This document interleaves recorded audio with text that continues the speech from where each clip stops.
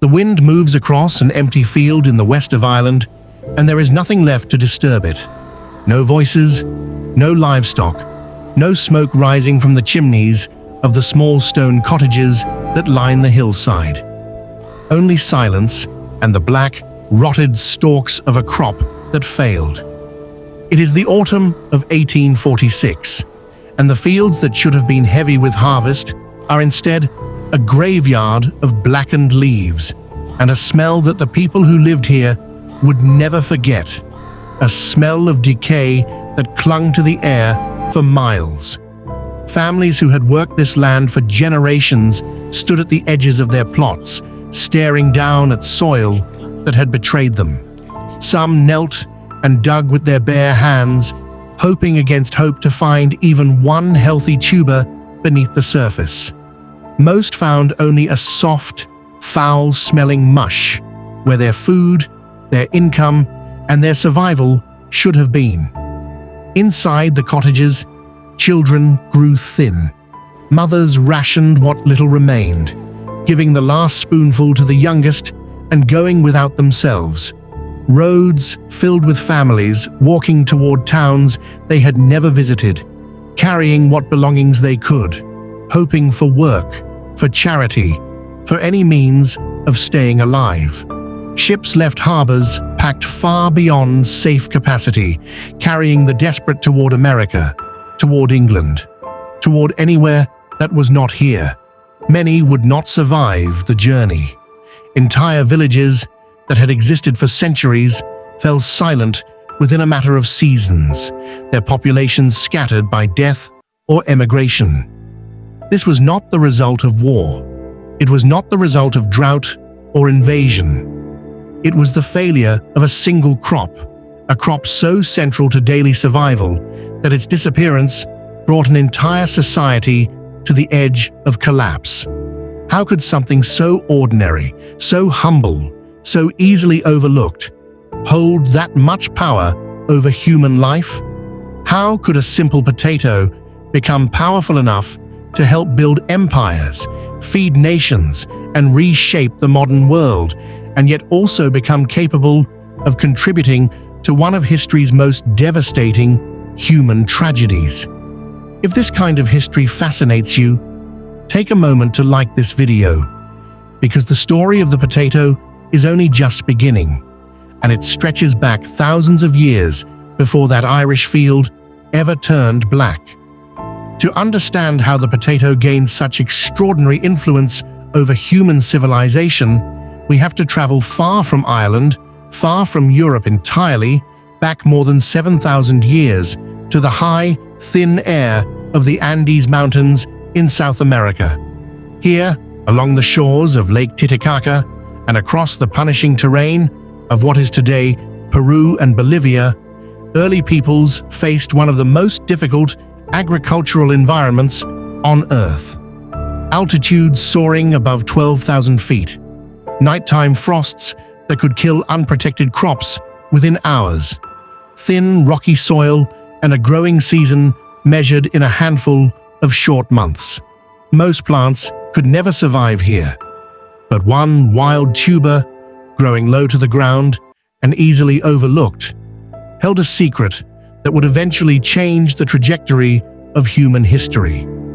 Archaeological evidence, including starch residues found on ancient grinding stones and preserved plant remains, indicates that the ancestors of Andean civilizations began domesticating wild potato species as early as 5000 BCE, and quite possibly earlier. These early farmers did something remarkable. Rather than settling for a single variety of this bitter, often toxic wild plant, they began the painstaking work of selective cultivation across generations, gradually breeding out harmful compounds and enhancing size, flavor, and yield. Over centuries, this patient experimentation produced not just one potato, but thousands of distinct varieties, each adapted to a particular elevation, climate, or soil type. Some were suited to the icy slopes near the snowline. Others thrived in the warmer valleys below. This genetic diversity was not accidental.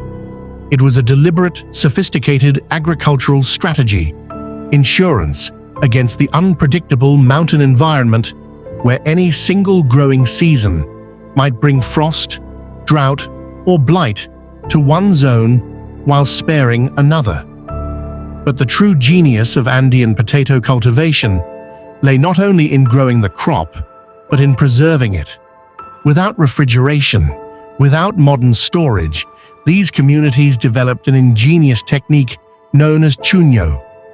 Potatoes were left outside during the freezing Andean nights, then trodden underfoot during the day to press out the moisture, a process repeated over several days until the tuber was transformed into a lightweight, freeze-dried product that could be stored for years without spoiling.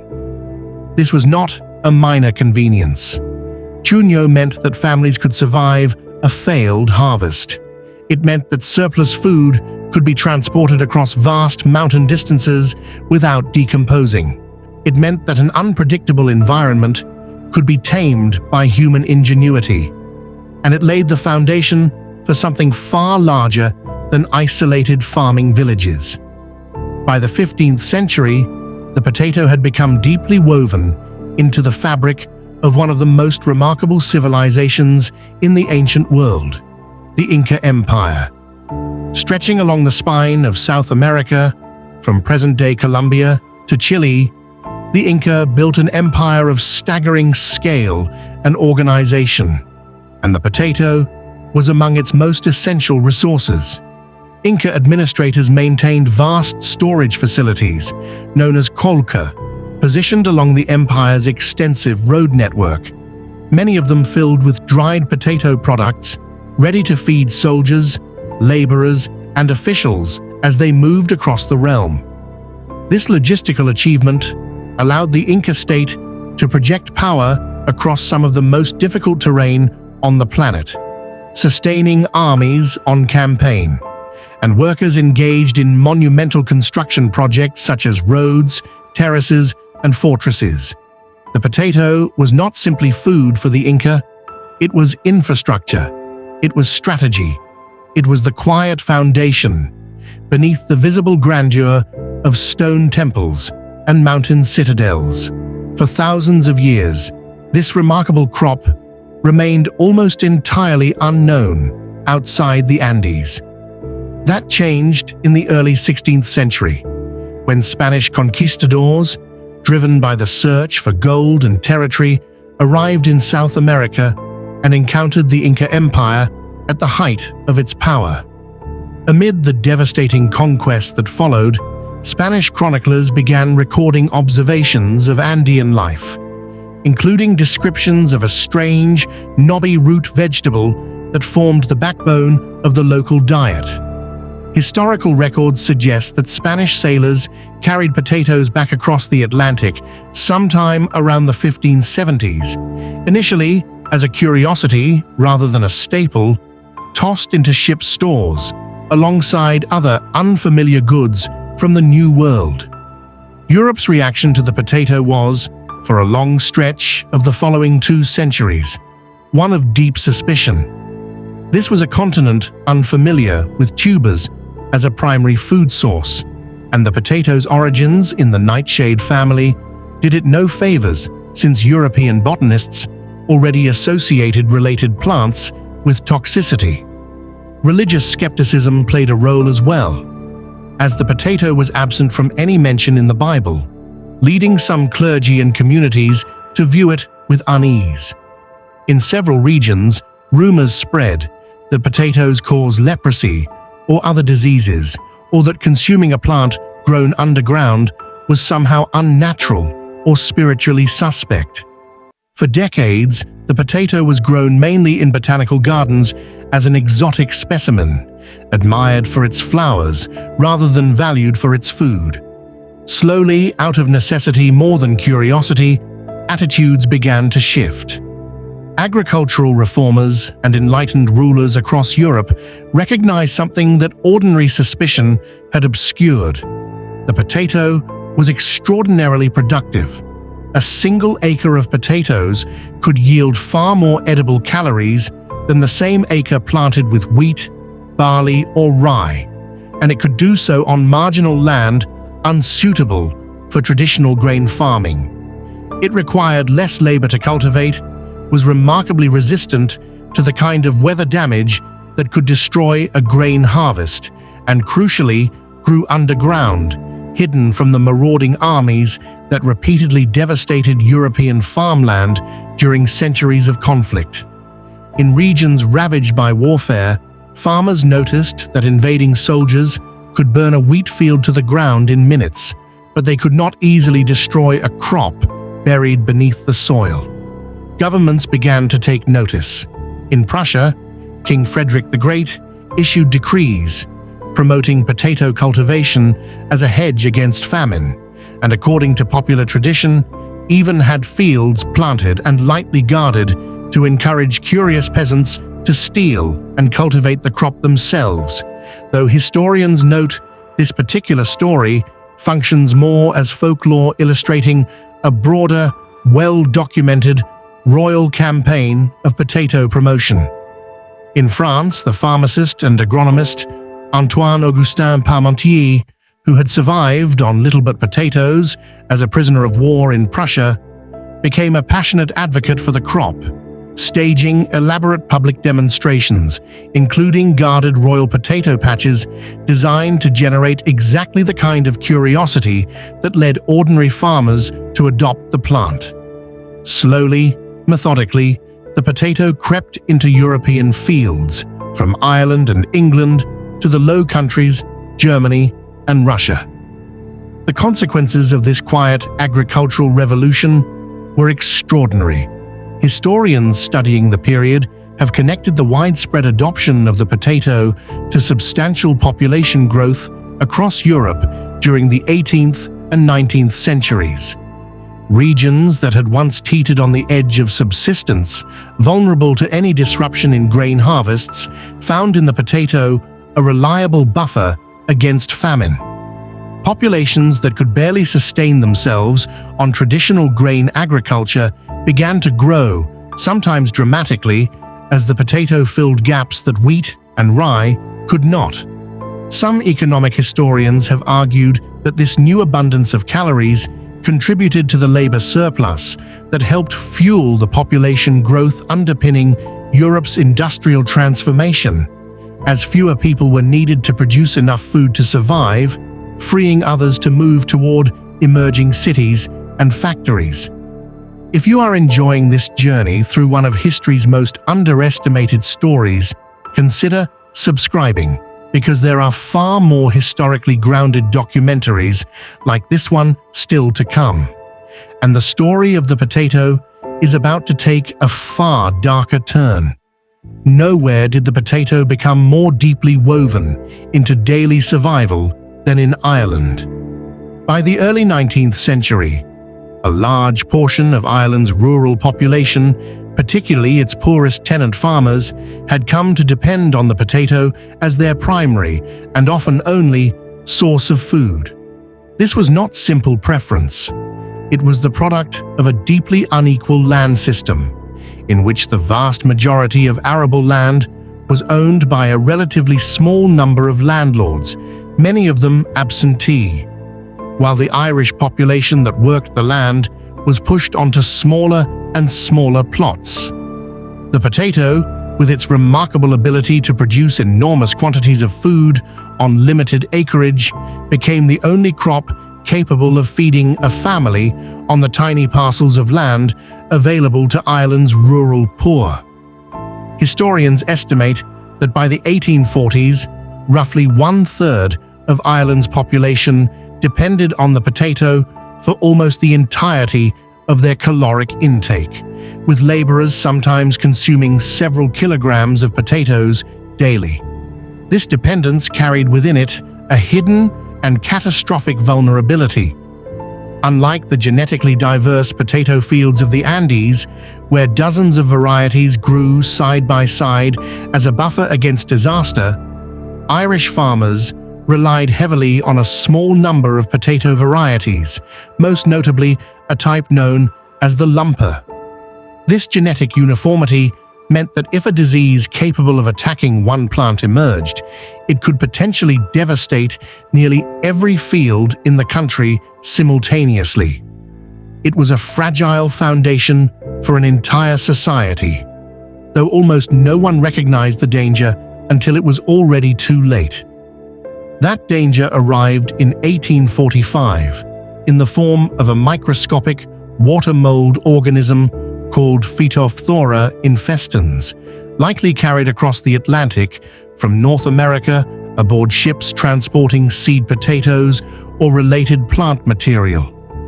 The pathogen thrived in the damp, mild conditions of the Irish climate, spreading with terrifying speed through spores carried on the wind and rain. Its effects were sudden and merciless. Potato plants that appeared healthy one week would show dark, water-soaked lesions on their leaves the next, followed within days by a foul-smelling rot that reduced the tubers beneath the soil into an inedible, blackened pulp. Farmers who had tended their fields with care through the growing season watched their entire harvest dissolve into ruin within a matter of days. The blight struck first in 1845, destroying roughly a third to half of that year's crop. A devastating blow, but one that Ireland, with considerable hardship, initially survived. The following year, 1846, the blight returned with even greater ferocity, destroying nearly the entire national harvest. With no significant reserves of any other staple crop, and with much of the surrounding food economy structured around exporting other agricultural products such as grain and livestock to Britain, even amid the unfolding crisis, mass starvation became inevitable. The winter of 1846 into 1847, remembered as Black 47, brought the famine to its most horrific peak. Workhouses built to house a few thousand people were overwhelmed by tens of thousands seeking any form of relief. Soup kitchens, eventually established on a large scale, offered a measure of aid, but far too little, far too late for a population already weakened by starvation and increasingly vulnerable to disease. Typhus, dysentery, and cholera spread rapidly through communities already devastated by hunger, killing many who might otherwise have survived the famine itself. The British government's response has remained one of the most scrutinized and debated aspects of this history. Relief efforts were implemented, including public works programs and, later, direct food distribution. But these measures were widely criticized by contemporaries and later historians alike as inadequate, slow, and constrained by prevailing economic ideologies that discouraged large-scale government intervention in market conditions, along with the continued export of other foodstuffs from Ireland during the height of the crisis. Historians continue to debate the precise weighting of these causes, but there is broad scholarly consensus that the scale of suffering was significantly worsened by policy failures, not solely by the blight itself. The human cost was staggering. Historians estimate that approximately 1 million people died during the Great Famine from starvation and famine-related disease, while roughly 1 to 2 million more emigrated in its aftermath, many aboard overcrowded and poorly provisioned vessels that became known as coffin ships due to the appalling mortality rates suffered during the Atlantic crossing.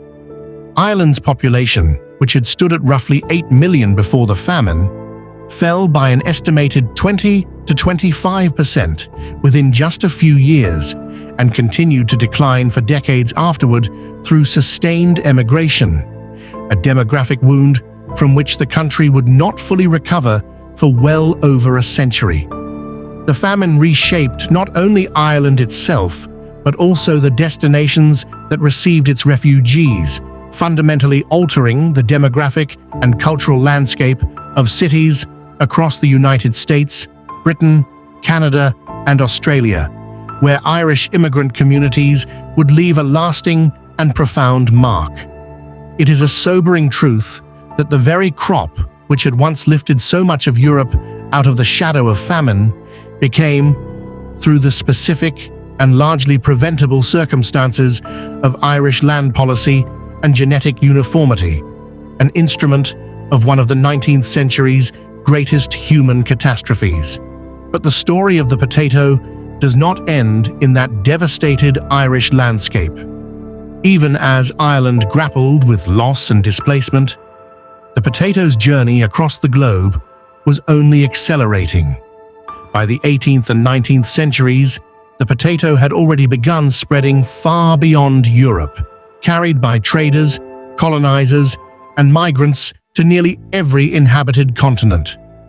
In China, potatoes were introduced by the 17th century and gradually adopted in regions where traditional rice or wheat cultivation struggled, particularly in mountainous and colder provinces. Over time, China would go on to become the world's largest producer of potatoes, a remarkable transformation for a crop that originated on the opposite side of the planet. In India, the potato arrived through Portuguese traders and later British colonial administrators, eventually becoming deeply embedded in regional cuisines from the Punjab to Bengal. Across Africa, potatoes found footholds in highland regions with climates resembling the crop's Andean origins, from parts of East Africa to the mountainous areas of North Africa, gradually becoming an important supplementary food source. In North America, potatoes returned, in a sense, to the hemisphere of their origin, introduced not directly from South America, but via European settlers who brought the crop with them from Ireland and Britain in the early colonial period. American farmers steadily expanded potato cultivation through the 18th and 19th centuries, and the crop would go on to play a significant role in feeding the rapidly growing industrial cities of the United States, much as it had in Europe. The potato's adaptability, its capacity to thrive in temperate climates across such a wide range of soil types and elevations, allowed it to become one of the truly global food crops, following patterns of migration and trade to nearly every corner of the inhabited world.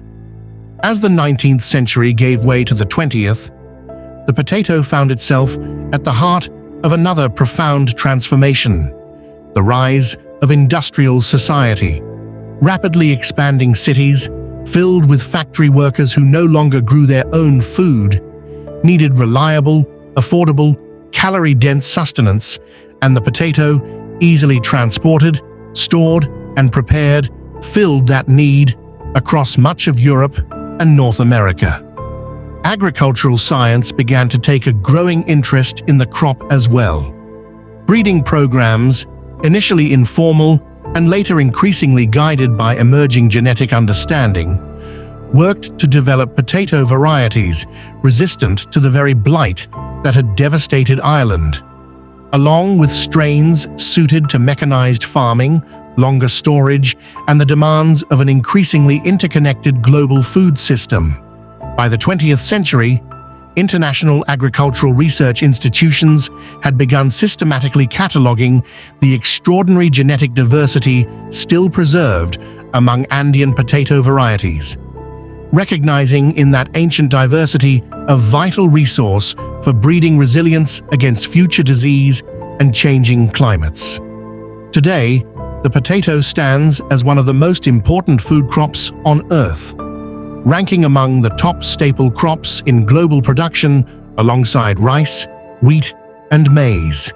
It appears in the cuisines of nearly every culture that has adopted it, transformed by local tradition into countless distinct dishes, from the dense, hearty stews of Andean villages to the intricate preparations found in European kitchens, from the street food stalls of South and Southeast Asia to the vast agricultural operations of North America that supply a global appetite for this humble tuber.